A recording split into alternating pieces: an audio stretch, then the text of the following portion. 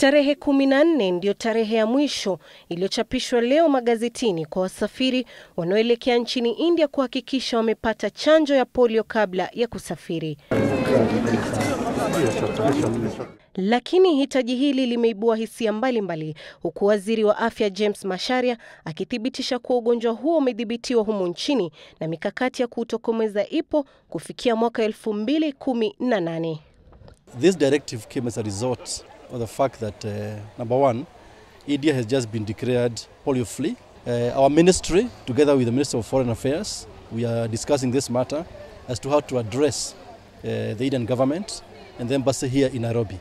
And we shall be reporting in due course. Madaktari hapa Kenya wanasema kuwa huenda ikawa vigumu kwa waliopewa chanjo hiyo kupewa tena, kwani huenda ikaleta madhara zaidi, hasa ikitiliwa maanani kuwa wengi wanaosafiri kwenda India huenda kutafuta matibabu.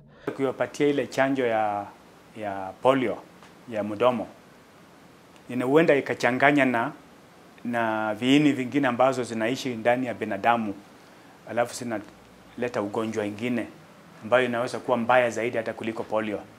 Na hiyo ugonjwa inaweza kuumiza huyo mgonjwa, anaenda matibabu, hata akiwa yuko India anaweza kuwa na excrete, anatoa hizo ugonjwa mpya zinaenea kwa wale watu wako India. Sasa ile kitu walikuwa wanaogopa, wakisema kila mtu apate hiyo chanjo, ndio inaweza ikawaumiza mwishowe. Hapa Kenya chanjo ya ugonjwa wa polio hupatiwa watoto wachanga wanapozaliwa, kwani ugonjwa huu unajulikana sana kusababisha ulemavu wa mwili kufuatia kupooza kwa mifupa mwilini, huku athari za upungufu wa akili pia zikionekana kuhusiana na ugonjwa huu. Watu wazima wengi miili yao tayari iko na hiyo kujikinga. Sasa kuna haja ya kuwapatia ile ya mdomo. Sasa ndio tunaomba watukubalie tuanze kupeana ile ya kudunga sindano. Hiyo ya sindano ukidunga moja inafanya kazi miaka 10.